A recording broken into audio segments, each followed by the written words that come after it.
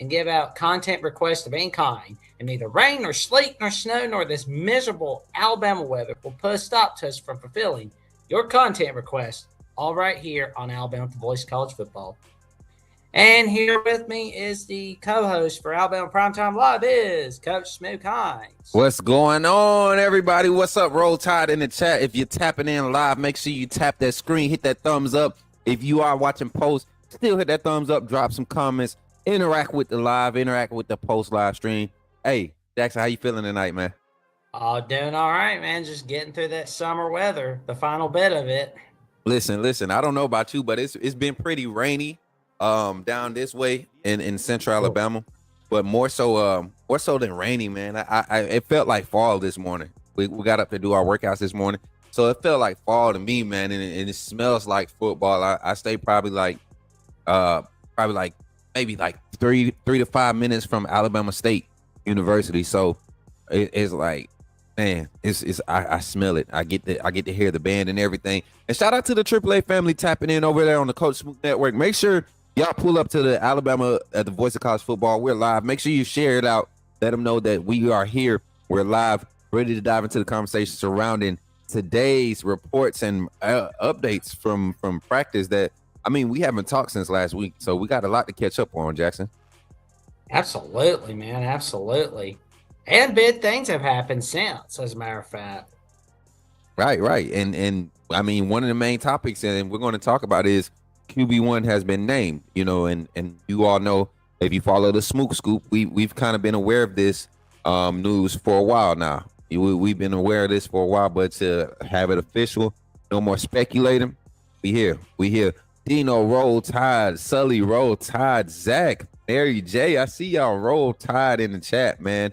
Y'all are having a good time in the chat already. I see y'all. Hey, continue to share it up and let everybody know that we're live here on Alabama Voice of College Football. Man, we got a lot of stuff to cover. The QB battle, some young players starting to emerge and really have put their print and their mark on the rotations.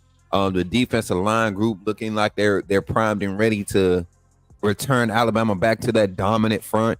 A lot of things to talk about tonight, Jackson. So as we get into it tonight, we ask y'all to just continue to participate, run the chat up. The more you chat, the more you type, the better it is for the content, the better that it is for the algorithm. And we want to be the place where you come for all of your Alabama information and content over this 2025 season and going forward. So we got a lot of work to do if we want to keep the people around, Jack. So let's get into it. You ready to get into it, brother? Absolutely, man. Let's get it. Let's get at it. All right, man. So first thing, I kind of wanted to start with basically, man, the QB1 announcement, your reaction to it, Jackson. I know we kind of talked through text, but just give me a kind of a good lengthy expression of what this means to you and for the Alabama Crimson Tide in your eyes from a fan standpoint.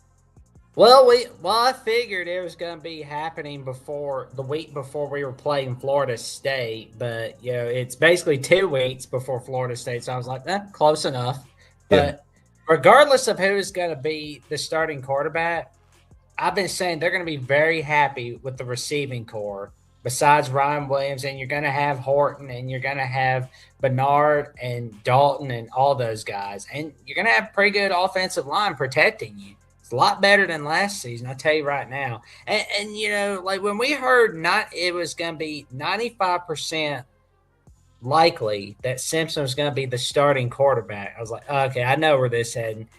They're going to keep us waiting a couple more weeks. But it's like, nope, they kept us waiting a week for that announcement. I was like, nice. So, and that's what I try to tell people. I look at this roster as a whole. There was a lot more spots than the quarterback position that really needed some clarity on who would be the go-to guy. And I think we found that out, not just the QB position, but I think we're going to have our first week lineup for what it's worth at the offensive line position. And I think Geno Vandermark is the other guard that's going to be playing opposite of Jaden Roberts once we finalize that front. Caden Proctor at left tackle. I see Geno Vandermark being the left guard. Parker Brusford man in the center role. Jaden Roberts at right guard and Wilkin Forby at right tackle for our first group of offensive line. But I truly see Cam Dewberry making his move. Any chance, any slippage at one of those guard positions, I think they're prepared to make the shuffle and make the adjustments as needed. But great news surrounding the quarterback positions. Like I said, it's kind of hard for me to continue to talk about it because I've been saying it for the past month. Ever since the end of spring ball, and they made it known that if a game was played tomorrow, Ty Simpson would be the quarterback. With the first time that was the statement made, that let me know that he had done exactly what he needed to do to maintain that position as QB1 and should be. You got 4 years in the college football scene on the college football playing field. You got a few snaps around under your belt. You got 2 different systems that you've learned and kind of had the extensive teachings in. So I think Ty Simpson is more than ready. Always possess the skill sets to be the type of quarterback you need. But to hear Ryan Grubb today speak on some things that I was very critical on when evaluating him up until spring, the last spring scrimmage or the second spring scrimmage is when I was like, okay, I see the improvement. And there's always this debate there, that is he the best quarterback in the room? I don't think he's the best quarterback in the room, but for the moment right now, what the team needs, yes, he's the best option. And I think this staff were very smart at, going ahead and pulling the trigger and saying, okay, this is QB1 and this is what we're going with. This is plan A going into the season 2025 fall season. Yeah. Oh, there we go. Nice. Yeah, these boys, hey, they was getting after it last week, man. This is footage from last Friday's practice, I believe. A lot of activity with these linebackers. That's another topic of conversation that we're going to have to get into a little bit later too. Just the depth in the linebacker room. We probably won't get to it tonight, but that's something that I've been every day. I have my sources inside that kind of report. We kind of have conversations about what's happening on the practice field. But every day, this linebacker group is being highlighted. So we're definitely going to have to give them their due. I wanted to share the interview with the viewing audience, man. I know some people that were in the chat on the Smook Scoop earlier today. You may have seen it, but I want to play pieces of it and just kind of get your reactions because there were some things. Jordan said Coach DeBoer is talking to them. Jordan, if you could get a video clip and send it to me, just to let people know how connected we are at the Alabama Voice of College Football. Get a clip of it. Just send it to me. We got viewers that's actually in the house. You know what I'm saying? They in the house. They at the big house holding it down. But like I was saying, Jackson, I think there was a few things that Coach Grubb said that were very interesting and let me know that the things that we need to see from the likes of Ty Simpson. For Ryan Grubb is not going to sugarcoat anything. He's actually had to have that whole talking of like, hey, dial it down some. Don't give him everything or don't be so straightforward. I think Coach Grubb spoke said some key things that let me know that Ty Simpson, we should trust fully in Ty Simpson. And here it is. Let's go, Coach Grubb. The opening statement. Hey guys, Ty Simpson's our starter. How's that? Pretty good? Okay, let her ride. What do we got? Watch Ty Simpson your starter. There we go. Good follow-up. Ty did a really nice job of, taking care of the football. I think number one, I think Ty is an incredible playmaker on the move, and I think from there, guys like that, you worry are they going to be able to train themselves to be able to take care of the football. And I just even the room in general, Ty led that charge, but Ty didn't throw any picks last week. He's thrown one all camp. We've thrown 4 total this camp, and this spring, I think at this time we had thrown 15. So I think in general the guys are understanding the concepts and control the offense a lot better as a room, and Ty was the best at that. And so his ability to command and create out of the pocket I thought was the best, make great decisions, and he's just much cleaner on some of the things that you expect an older quarterback to be able to do. That's the first thing I want to highlight. I'm sorry, chat. Don't eat these. All right, Jackson. Oh, I can't bear to eat these. Hey, those do not eat these, okay? You won't have to tell me twice. They are so addicting, and they're so God made those, okay? But I want y'all to pay attention to something he said. He said he's doing all the things that you expect an older veteran quarterback to do. Right? when we talk about Ty Simpson, I don't think people realize that Ty Simpson has been on the college campus for 4 years now. 4 years. He's been protected, just like I said he should have been last year, with all the issues that we were having on the offensive line that first year Jalen Milroe started, and then the second year to follow up in that transition, to have the issues that we had on the offensive line. I don't think that would have helped Ty grow any. I think right now, Ty has the best plate prepared for him to experience success as the Alabama quarterback. With all that talent that he possesses, I think this is the time now. The veteran offensive line, the star-studded receiving core, the running back group.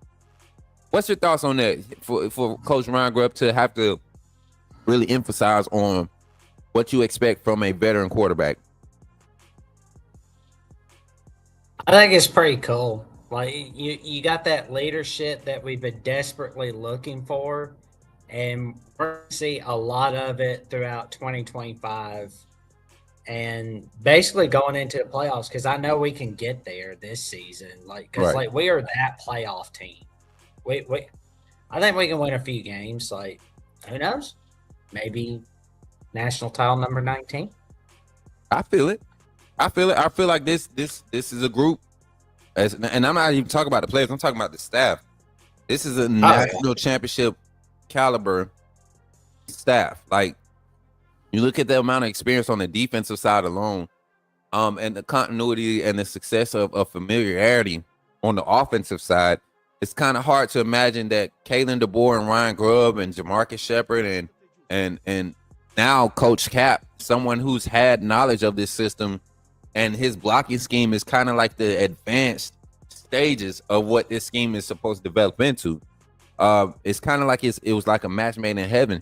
And then you got guys who specialize in certain development traits. Brian Ellis, Coach Ellis, in the pass game coordination, working with the tight ends, also offensive line experience. You talk about Nick Sheridan, quarterback, wide receiver, offensive quality control, got the play calling experience under his belt last season. And I think he did a decent job for the cards he was dealt. So you look at the staff alone, I think this is a different type of staff. Ryan Grubb putting the emphasis on acknowledging that Ty Simpson has been on in college for 4 years, a veteran guy. He should be able to do all these things at a high clip. He should be the most he should be the one that should be the less moved emotionally. He should be able to control his highs and his lows. And those are things that Coach Grubb said. Those are things that Coach Grubb ended up saying in the interview. Let's go back to the clip here, and I'm gonna run it real quick. Let's get it. Something happened with Jackson, y'all.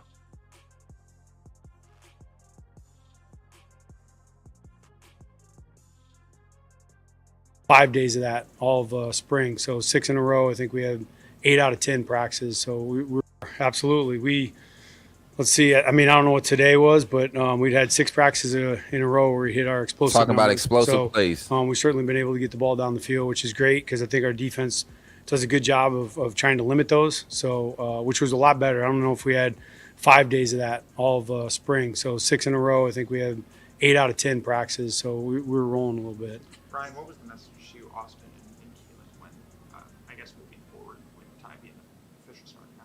Well, I think for those guys, I know, they have to continue to progress. I think that for quarterbacks in general, any position is tough, but the development of a quarterback to continue to move forward during the season, I think is the toughest thing. Like that's the thing. Like you have to find ways to generate both coaching staff wise to create looks and opportunities that those guys don't just pause. Young quarterbacks are really talented like Austin and Keelan. What you don't want is that the starters named and all this improvement that they've been making to this point just comes to a screeching halt. So that part they totally understood. I know they're up to the task, and I think there's a huge part of that is just the relationships and the bond that's been built in that room. I told the guys, I thought one of the things that stood out to me the most about that room was there never was this feeling of somebody conceding. So like, oh, Ty's going to be the guy. There was never an approach by any of the 3 guys that it was like it's him or him. At the same time, it was all organic. Guys were able to focus on their job and just be the best quarterback they can be. And I think that they all developed because of the type of room that we have. So tip of the cap to those guys. I don't think that's coaching. I think that's just the guys doing a really good job of just focusing on themselves. And, I think Austin and Keelan will be up to that. Who decided to talk? Thoughts, Jackson? I feel pretty good about where this year. Like, I feel very confident where things are this year. That's my thoughts for sure. Like we're gonna be rocking and rolling. I cannot wait for week 1 to come already. I mean, it just can't come soon enough. Only 18 days. And I think more so, I'm more excited because of the simple fact, it's a testament to what I believe is the reason why Coach Saban was so for Kalen DeBoer, his style of leading, because of the development of the players. If you're not going to do anything as a football coach, you should be able to develop players on the football field. That requires being able to connect on a different level. It requires a different type of relationship from coach to player. It requires a certain level of trust and vulnerability. And I think that's why you see such a quick turnaround. I guarantee you, man, I would not be opposed to Alabama going undefeated this season. I would not be opposed to seeing this team, right? I would not be surprised if they look at all of the narratives. And I'm saying y'all could take this as a hot take or whatever, but I would not be surprised if Alabama went through this 12-game regular season schedule undefeated, with how the games lined up and some of the teams that are more experienced coming into T-Town. I would not be surprised if we go undefeated in the regular season and we play the first 2 games of the playoffs really tight windows and then end up being national championship. I wouldn't be surprised. Hot take, call it whatever you want, because this team is that together from top to bottom. From GM all the way down to, equipment manager. This organization is on the same page, and it's kind of crazy to watch how it's unfolding, because a lot of people, a lot of fans within the fan base doubted it. Husky Harris and all this other stuff. We were allowing Auburn fans, to crack jokes on us, and we weren't defending the new head coach until he beat Georgia. That's when people started kind of waking up. But I don't even think Georgia's the clip. I don't even think they're the peak this year. So I'm excited for this staff. I like how they've developed out this quarterback room to kind of just gel with the competitive nature, iron sharpened iron. We talked about that earlier. I'm excited. I'm just like you, Jackson. I can't wait for week 1 to go ahead and get here, man. We got less than what's this? We got 18 days now, 16, 17 days. 18 days till week 1 against Florida State on ABC 2:30. 2:30, man. Ooh, I'm gonna be good and fat by then too, boy. I'm gonna start grilling about 8:30, 9 o'clock in the morning. I'm gonna start smoking the meats. Man. Pause. Hey, let's get back to this interview. Coach Grubb. Hey, shout out to the members of the we're Alabama Voice of College Football, man. We thank y'all for y'all support. Shout out to Mary J. and Jordan Wright, both members of the AAA family, also members over here of the Alabama Voice of College Football. We thank y'all for y'all support. Appreciate y'all. Anybody else in the chat, man, y'all think about supporting us. Wow, they say flammable take. Steve said that's a flammable take. Oh, yeah. I'm like that. I stand on it too, man. Like, I would not be surprised. Like, I'm not saying that it's going to happen, Steven. I'm not saying that it's going to happen. I'm just saying if it were to happen, I would not be surprised. I wouldn't be the one out here that's like, oh my God, they actually went undefeated. Like, I would be the one that's like, man, hey, I'm not surprised. That's all I'm saying. Because this team, if you look at what this makeup of this team is, they have the potential to do such a thing. still working through all that. Those guys will continue to rep. I think you'd be pigeonholing yourself a little bit on reps and opportunity for both those guys to get better. Ty gets the job. It's announced to the team. What's your message to him after that? Just don't change anything. Like, we still got a lot of stuff to clean up. Remember what got you the job, the things that, you're challenged to improve on after spring and that you did do to this point in camp. Nothing has to change. So I think he's just got to keep improving on the things that he knows he has to work on. And this is just it's announcement. It's a starting point. If you have any kind of finality to this announcement, whether you're the backup or the starter, I think they're going to rob themselves of some really good opportunities. What was the team's response to Ty being named the starter? Supportive. I think the guys have been supportive, all three guys, but certainly Ty has shown the most leadership and command. So I don't think anybody was caught off guard by that. But I thought we did a good job as a coaching staff. I'm not trying to pat ourselves on the back, but trying to let it play its course and make sure the team saw Ty earn it. I think that's important for Ty too, that he can come out there and his teammates know that he went and earned that spot. And they've been great, offense and defense. Ty's pretty fiery. He's a pretty fiery guy. I've really been impressed how he's been able to kind of calm that. I always thought I was wildly impressed in my time with Geno Smith. He's a fiery competitor as well. But I always told Ty, like, Geno's ability to get back to room temperature quickly and be able to process and be an elite quarterback was something that I was always just amazed by. And I told Ty, that's what you got to be, is a guy that can have composure and realize there's different times that, release points. You score a touchdown, you want to go crazy, right? But up to then, you just got to be a smooth operator. That's quality. That's quality there. That's what you've seen in some of your past national championship quarterbacks, the quarterbacks that have had great success at the University of Alabama. Being the quarterback at the University of Alabama is already hot enough. The next thing you think of is just how do you carry at a level to, match the standard of those that come before you. With all of the adversity that Jalen Murrow and his team went through the past 2 seasons, one thing I can say is very few times that we see Jalen Murrow's demeanor and how he presented himself shaken. Now, later on in that second season, when things became a little bit more Hollywood, we saw some things, and I saw him self-correct at points too. But I think with all of this that's surrounding Ty Simpson, he has no reason to overdo it. He has no reason to overdo it. And I think with Ryan Grubb co-signing and saying that he has not shown those qualities of not being able to be consistent or, having flaws in characters, that's great. That's great because we all know the story how Ty Simpson showed up, his freshman year and the sense of ego that had to be challenged.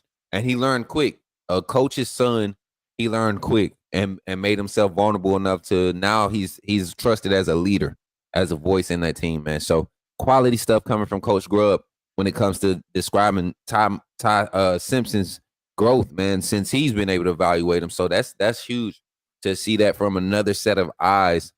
This young man really grow, because last year could have been the year where he hit the portal. After last season, sitting behind Jalen Murrow, I could see why a quarterback would be frustrated and be looking to maximize his time at the collegiate level. But he stayed. He's trusted the process. He's seen the value in this system, and now he's getting praise from one of the best offensive coordinators in the game of college football. Well said. So let's transition to another topic, man. QB number 2. We talk about the QB1. What's your thoughts on where would you, as a fan, and somebody that loves this Crimson Tide program, who would be your QB2 and why? Keelan Russell, simply because that dynamic that he can bring. What was that? Keelan Russell, simply because that dynamic he brings. I mean, like, for a moment, it looked like he was going to be the starter, but then no, he's not. But that's okay. I think he's going to wait for 2026 come around, maybe 2027. But I'm excited to see what Russell can bring as the backup. But we'll know if we'll see him against Louisiana Monroe in week 2, like when we bring the backups in for the cupcake game. I think even more so this, Jackson, and this is just a little extra scoop. I think Keelan Russell and the future projection, and we talked about this earlier, and the future projection of what this team is going to be on the offensive side next year. There's so much leaving in this class for the draft off of this offense. You're going to lose potentially you're going to lose 4 offensive linemen, right, to graduation in the draft. You're going to lose possibly 5. If Wilkin Formby has a crazy breakout second year on the field, he can go to the draft. He can be an early second round pick. He can be a late second round, early third round pick. With a crazy good year from this Alabama Crimson Tide. And national championship teams always get poached by the NFL draft. Third and fourth rounds, you see all the national championship players. You don't even remember them playing in the game, and now they all of a sudden getting drafted. So it's possible that this team can create that much value for a large group of draft eligible players. So you got to start getting some guys some continuity. I talked about this second group of offensive line, with Mal Wardrop looking like the future at the center position, him and Olis Alanim both taking snaps at the center position. Then you got guys like William Sanders that's still there. Does he stick around now that he's more one of the veteran guys? You got Rock Montgomery, who's next in line at one of the guard positions. And then you got the two young freshman phenoms in Jackson Lloyd and Michael Carroll, man, in the tackle positions for your second team offensive line already. So it's like, why not have Keelan Russell getting that continuity with that group that projected next season's, starting offense? And then potentially all of the wide receiver assets that you got in that rotation. You got Jalen Hill, Cole Adams, Rico Scott probably is your primary guy in that group. Latier Brooks is in that group. Mbakwe, guys that still have to develop but can contribute at a high level right now with specific assignments, but not as much versatility, just being able to do what they do best in this scheme. That's the luxury we have of this season. And Keelan Russell will be with that second group as QB2. I think his ceiling is just so high, and his consistency, his growth curve is a lot faster than what you're getting from Austin Mack in his 3 years in college football. Yeah. Let's get to the comments, man. Keelan, hey, my boy, Bama Boy 22 says Keelan must most upside play well according to you, Smoot, and can't risk losing him. You know what? I don't think you risk losing Keelan Russell by playing Ty Simpson. I think the fact that he's even in the fight, that's an encouraging thing to a freshman quarterback. That's an encouraging thing to a freshman quarterback. So I hate that, I know that I've got a brother, man. He calls me, and the Bama fans go crazy on social media every time something happens. Anything happens, there's got to be a negative part of the fan base that just cries about any and everything. So you got fans talking about, man, look at this. Now we're gonna lose Keelan Russell, and then you got the fans doing the picture swaps with the link. They put in the LACK, and I'm like,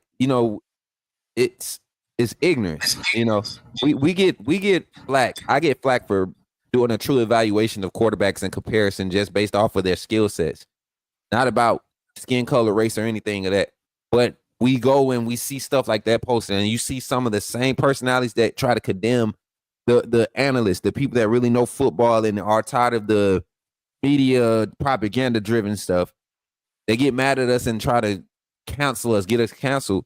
But then you see guys that do that and react that and repost it and it's supported. I don't like that. That's why I like the fact that Kalen DeBoer and his staff, they don't pay attention to the media, man.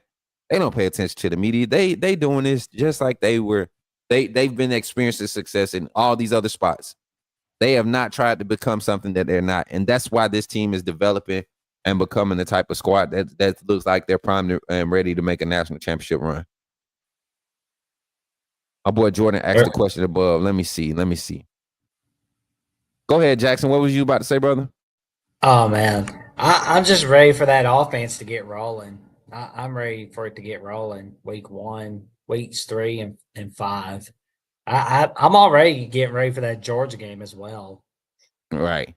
I'm telling you, that trip to Athens is going to be a weird one because I want to go.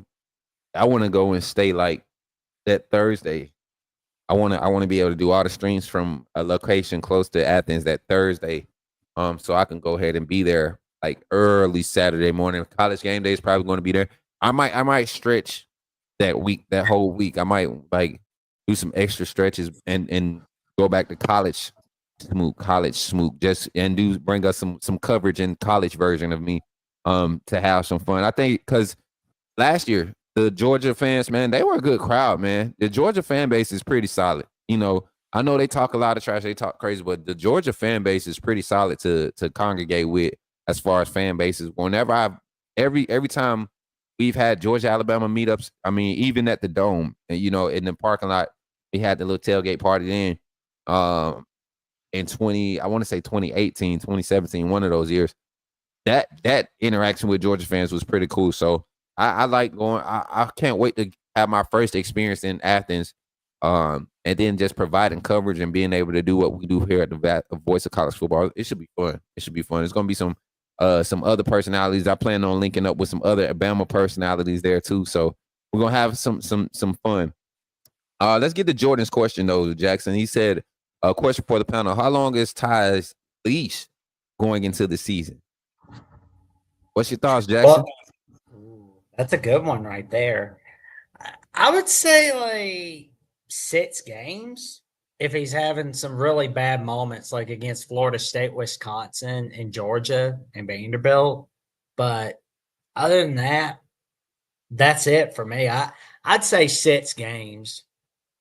But if he can get past that leash, he'll be more than okay. Facts. I'm gonna say less than that. I'm gonna say 3 games. I think because of what Ryan Grubb said, literally what he just said about how much he's improved since he's been there, and that's not been live action. That's been on the practice field, controlled environments. If that can't roll over to the field at a high clip from a 4-year guy in college football, then you're not going into conference play with those questions. Week 2, there will be an opportunity if this offense is sputtering, right? Let's say we beat Florida State 24-3. Offense has 11 possessions, but only scores on 4 of them. Defense gets 9 extra stops or 7 extra stops at that clip, right? To give us the ball. And we only get 17 points off of it. That's not the type of clip that Coach Grubb and his staff wants. So let's say we go into week 2 against ULM, and there's a struggle in the first half. We're only up 14-0 at half. I guarantee you, Keelan Russell will get an opportunity to play that second half, and I mean like early second half, maybe second, third drive into the third quarter. He'll get an opportunity. If there's any type of spark, I don't care if it's against ULM.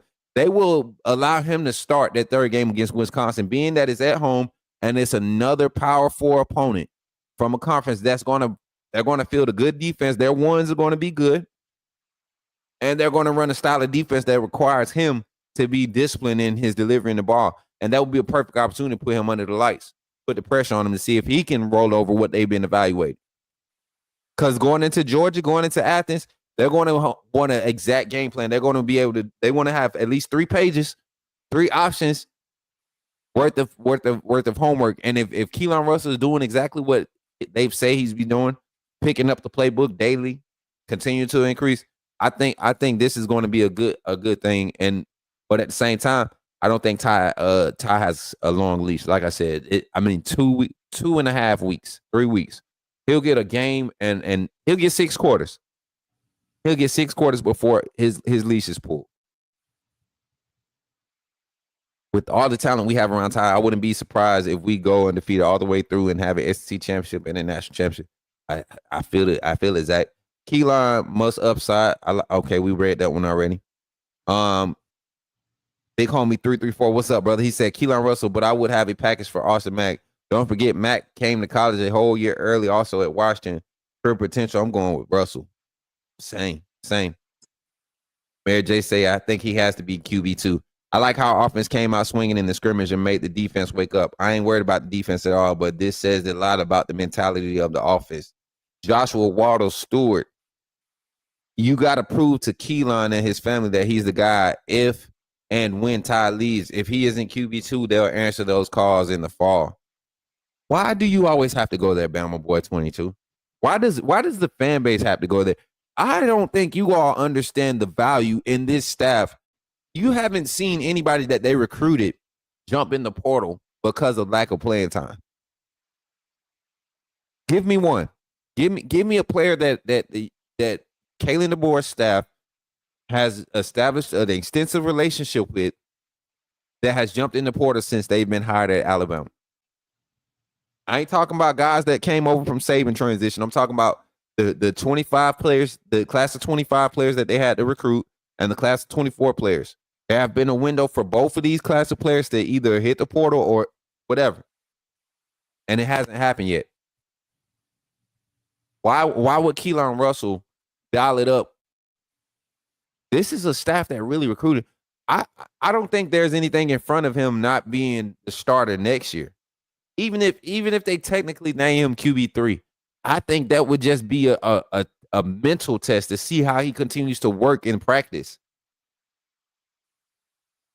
What's your thoughts, Jackson, about the mindset? Like, do you think that's a huge factor with a lot of this top tier talent?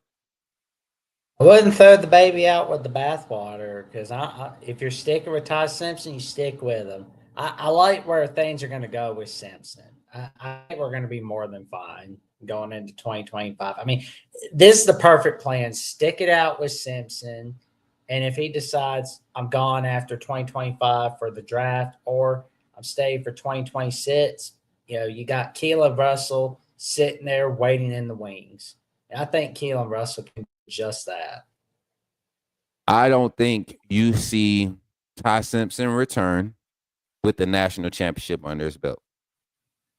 I don't think that happens. So if we don't win a national championship, maybe Ty considers coming back.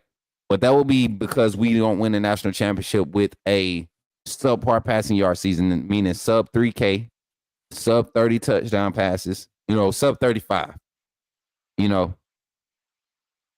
Jordan said we started inside tonight. I know that's right, Jordan. Got to stay out that heat. But QB2, I'm going with Keelan Russell. That's what signs are. All the signs and roads are pointing to with Keelan Russell. All right, last and but not least, Jackson. One last topic of discussion, man. Kind of just to update everybody on the 2026 recruiting class. I want y'all to remember. Go ahead, Jackson. We're not done yet.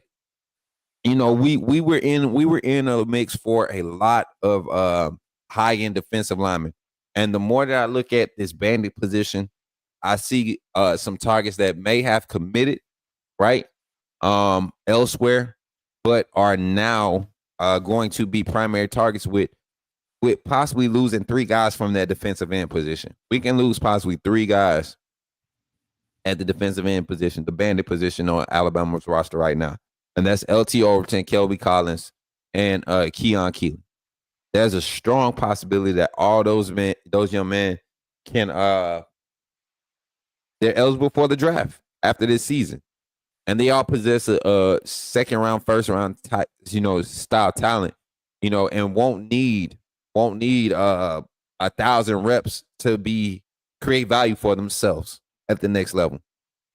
So in recruiting, Jackson, I think people think that it kind of dies down during the season, but no. If you look at when some of these visits are scheduled with players that are committed elsewhere, there are games where you should see the defensive line really go crazy. And I want y'all to watch against this year against ULM. Watch how many visitors we have early in the season. But then the Tennessee game when we host Tennessee, the Oklahoma game when we host Oklahoma. Watch the different defensive linemen that show up and visit and make the official visits during those games, and watch what happens once we come to early signing day. I can guarantee maybe 2 flips right now on the defensive line for Alabama right now. Two for sure. 2 for sure. Yeah, I mean that there's always going to be a flip somewhere somehow because we can always get them. I mean, we were able to get Jet Tamala to come from Iowa State. I think we can get many more flips than that. Facts. And when I look at this class though, right now I like where we're at. Right now. But when we talk about a depth standpoint, going to need to get some guys. We don't know what this draft class. We have a lot of draft eligible players on Alabama's roster right now on both sides of the ball. Next year's squad is going to be young if a lot of guys decide to take their chances at the next level. And this is going to be a young, talented squad, but it's going to be young. And we know what young talent does. You know, it's a lot of growing pains in that. And I'm excited. I'm excited to see how it develops. I'm excited to see how everything turns out. But that's basically the basis of recruiting, man. Be looking for some of these guys to start talking, you know, being more vocal about their interactions with Alabama, especially late in September when you start to see guys trying to, you know, they start finding out if their teams are going to make the playoffs or if they're going to be having postseason plans, all of this other stuff. So you'll hear a lot more talk about guys and their interest in Alabama. But Jackson, I think that's it for tonight, man. What you thinking? Absolutely, but first, got some predict. We got to make some bets somehow for 2025. Hey, I wonder who the man is to go to. I know. I think Mark Rogers and friends can tell us what to do for 2025. College football is even more exciting when you've got some action on the line, and the games are even better when you're cashing in. And the Voice of College Football is the place to be to get the greatest value. Start with my picks. 75% against the money line, 58% against the spread, and I've got a 40-plus year track record. 11-0 in the college football playoff for me last year against the money line, 8-3 against the spread. And I'm just the warm-up act. Steve Merrill of Wager Talk is our ace in the hole, show stopper. 7 years with the Voice of College Football, over 30 years in the industry. Steve gives us analysis on all the big games, but you can't miss Steve's weekly under-the-radar pick. 28-12 against the spread the last 3 years.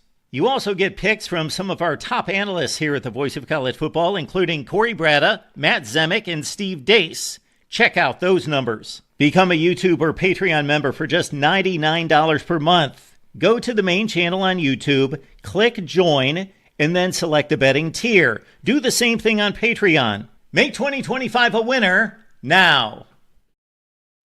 yes, sir. Listen, There we go. For example, in the under the radar picks from Steve Merrill, if you had picked Pittsburgh, Kent State for Pittsburgh to beat the spread against Kent State last year in week 1, you'd have had a winner right there. You definitely want to listen to Steve Merrill on his under the radar pick of the week. I know I am. It's like it's a wise investment for the year. And you also want to make, and of course, always make sure to listen to Matt Zemek from Trojans Wire, College Wire, and USC Primetime Live Thursday nights, 9 p.m. Central Time, 7 p.m. Pacific Time, 10 p.m. Eastern Time, and Corey Bratta from the Hawkeye Norman, Iowa Hawkeyes Live. And check out those picks from Steve Dace from the Steve Dace Show on Blaze TV and the Michigan Podcast. Tune in. You won't want to miss those picks, and you definitely won't want to miss those picks from Mark Rogers himself. Tune in. You won't want to miss it. Yes, sir. Yes, sir. Y'all give it up for Mark Rogers and the family, man, the Voice of College Football family, and everything that we're doing, man. This organization is growing. Like you said, we named a lot of different fan bases where you can kind of reference what Alabama, not Alabama, but the Voice of College Football organization. You're talking about Oklahoma, you're talking about Georgia, Missouri, Tennessee, Texas A&M, Ole Miss, Mississippi State, Florida, LSU, South Carolina, Auburn. I mean, we got a lot of spots. Illinois is on the team. Michigan is here now. So it's a lot of coverage, and we're growing. We're going to continue to grow. A lot of people are starting to see what the brand is becoming. So don't let the Alabama fan base or the Alabama community of it be slacking. Spread the word. Alabama Voice of College Football is where you want to be every Monday, Tuesday, and Thursday, especially next month when we launch our new schedule. You guys want to be here so that you could be in the lives. We're going to have a lot of interactive things that we're going to be doing throughout the season. A lot of on-site coverage, a lot of boots on the ground type of work, man. Getting the leg work in. Yours truly, myself, Coach Smook Hines of the Coach Smook Network and Alabama Voice of College Football. My brother Jackson Johnson, man. We're going to be doing some work, and then we got Jeffrey on the team, man. Can't wait to get him back in action next week. No, actually, y'all will see Jeffrey Thursday for the call-in show, and then I'll be here. I'll be here too Thursday. We'll all be here at some point on show Thursday. But it's going to be a lot of fun. So make sure y'all tap in and if you ain't got nothing else to say, Jackson, man, I'm good, man. I'm all good for tonight. All right, man. Well, chat. We appreciate y'all, Voice of College Football family. Thank you, everybody.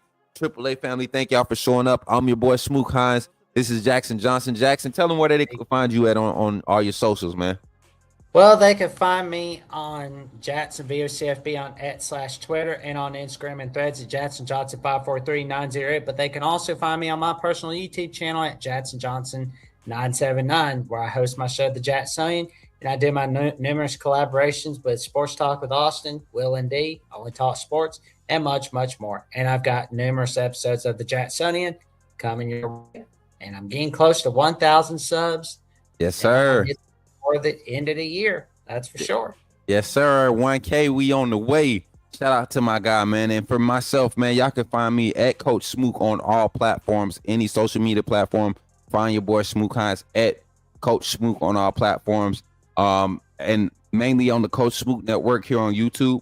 But stepping into this role here at Alabama Voice of College Football, embracing the direction and the things that we're doing to help the channel grow. Really want you all support. If you support me on my personal, want your support here on Alabama Voice of College Football. We'll be expanding. We are talking with Bleacher Report about doing a post-game show in collaboration with Alabama Voice of College Football. So be on the lookout for those type of things, man, because that's just all networking and continue to bring exposure to this fan base and to this team just like they deserve, man. And we want to give them the quality coverage. We preach in positivity and growth around here. So if you're with positivity and growth, put a Roll Tide in the chat. And listen, man, we appreciate y'all for stepping in tonight and hanging out with us, myself and Jackson, and tapping into Alabama Primetime Live. With that being said, we'll catch y'all on the next one. Y'all be blessed and have a great night. And for the Tide family in the chat, roll Tide, roll. Roll. Let's go, man. Y'all have a great night. Y'all be blessed.